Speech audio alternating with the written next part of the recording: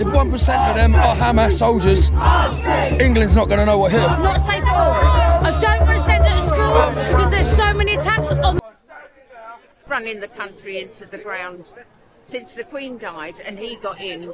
England is in a fast tsunami going nowhere. This is what we're all afraid of. I mean, there's old people, young people waking up in the morning and all they've got on their mind is what's happening in this country, what's happening to us. The streets of Britain are boiling. Chaos and fury have gripped towns from Southampton to London.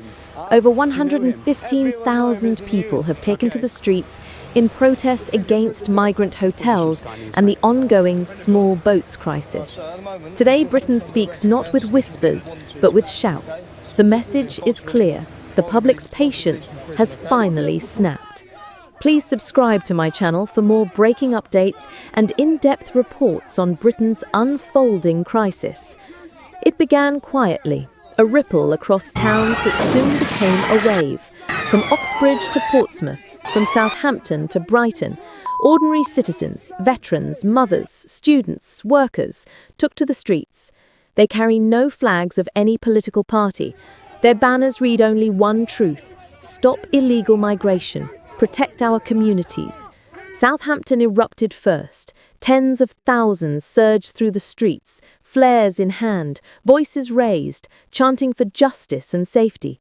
There are people coming into this country at an alarming rate, and they are causing and creating a massive problem in this country. They are, some of the most heinous crimes. They're sexually assaulting women and children in our communities. There are people that are murdering people.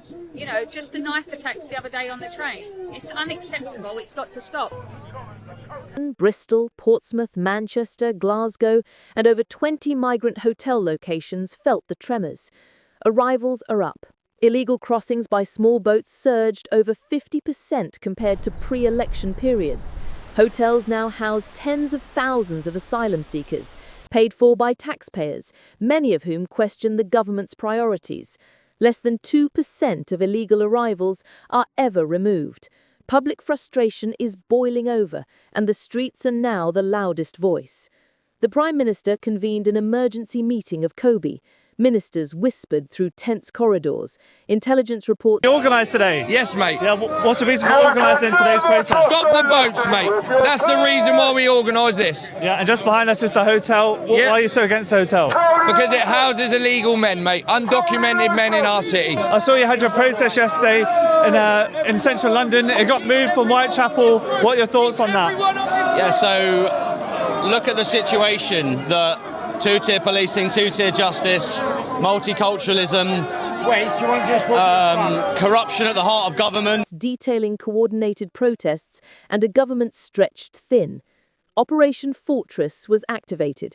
2,000 soldiers on standby, armoured convoys moving toward the south coast. But the images tell a different story. Social media exploded. Mirror uploads, proxies and foreign servers ensured the footage could not be contained. The nation watched, and it watched with disbelief. In Southampton, veterans lined the streets without slogans, just medals on their chests. Their march was silent, deliberate, a reminder of the duty to defend their country, not politicians. Across 60 towns, parallel vigils formed. Teachers held candles, citizens filmed, shared and remembered.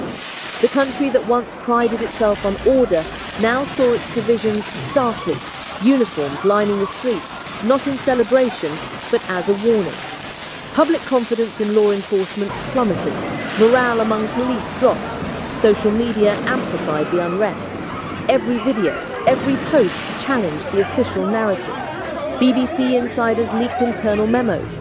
ITV presenters refused to read scripted reassurances. Even mainstream newspapers questioned the state's handling of the crisis. Headlines shouted, "What are we defending?" Meanwhile, illegal crossings continue. Small boats arrive day after day across the English Channel. The government reports arrivals are up over 50%. The public sees overcrowded hotels, stretched public services, and local communities under strain. Every week, protests grow. fueled by frustration, fear, and disbelief. Bristol saw clashes between anti-immigration demonstrators and counter-protesters, Free hotel, free food, free highlighting a trainers, society's free money. split. Glasgow road and London streets. experienced tense street confrontations, with police forced to intervene. In some areas, the protest movement has been described as far-right by critics, yet thousands of participants insist their concerns are about legality and safety, not race. Southampton's Highfield district became the symbolic epicenter. By dawn, it was no longer a city, it was a message. 47 arrests, 19 injuries, and over £2 million in property damage. Locals chanted, "Southampton speaks for Britain." Their voices echoed across towns, spreading faster than government denials. Inside Downing Street, tension escalated. Ministers debated deployment of troops, curfews, and media blackouts. The Prime Minister issued statements that fell flat. The public watched from phones, not television. Mockery, disbelief, and outrage filled the comment sections across platforms. The streets answered. Veterans, ordinary citizens, even students refused to stand down. From Portsmouth to Nottingham, from Manchester to Brighton, protests continued. Teachers held vigils, mothers and fathers marched with their children, citizens demanded accountability and action. They call for stricter border controls, faster deportations, and an end to mass taxpayer-funded hotel accommodations for migrants. The Labour government faces mounting criticism. Prime Minister Keir Starmer's approach to immigration is being questioned as arrivals soar, services strain, and public trust erodes. Critics say the government prioritises migrants over citizens, while proponents insist humanitarian responsibility cannot be ignored. But the streets speak louder than speeches. By late October, over 115,000 protesters surrounded migrant hotels. Social media captured the anger in real time. Videos of smoke, shouting, and confrontations flooded platforms. The scenes are raw, unfiltered, and impossible to ignore. In Southampton, veterans led a march dubbed the March of the Forgotten. Hundreds moved silently, medals on their chests, a stark contrast to the chaos around them.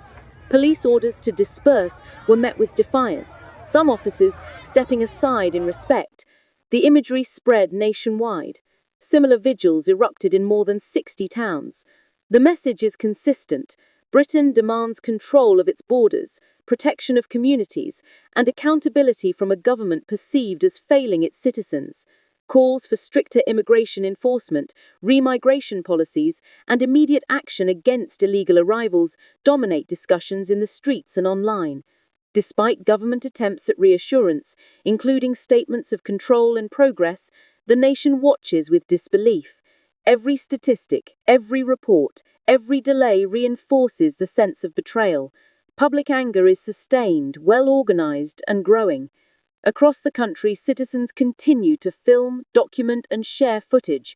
Independent reports reveal the scale of protests and their motives: frustration over illegal immigration, the use of taxpayer money, and fear for community safety. Anti-immigration activists claim widespread support, while critics warn of divisive rhetoric. Authorities struggle to maintain order. Police reserves are exhausted. Overtime hours mount. Armoured convoys and soldiers are stationed along the south coast, yet protests continue undeterred. Social media becomes a parallel battlefield, where images of chaos, defiance, and unity spread faster than any official narrative. The public is speaking, and Britain is listening. Southampton's message reverberates across cities, inspiring marches, vigils, and protests nationwide. The scale is unprecedented. From small towns to major cities, the streets are filled with citizens demanding change. Illegal migration via small boats remains a critical issue. Arrivals continue despite government measures, intensifying public frustration. Citizens demand urgent action, not rhetoric. The protests are not a passing moment, they are a movement. As the nation grapples with this ongoing crisis, the stakes are clear. Communities call for protection, veterans demand recognition, and ordinary citizens insist that their voices be heard. The tension between humanitarian obligations and national security continues to fuel unrest, with protests showing no signs of abating. From Southampton to Portsmouth, from London to Brighton, Britain is united in one undeniable truth. The streets will no longer be silent. Public patience has been exhausted, frustration has turned to action, and the country watches as this movement shapes the future of immigration, security, and governance. This is Breaking News UK. If you stand for truth, subscribe now and stay with us. The streets are alive, the message is clear, and the next chapter is already unfolding.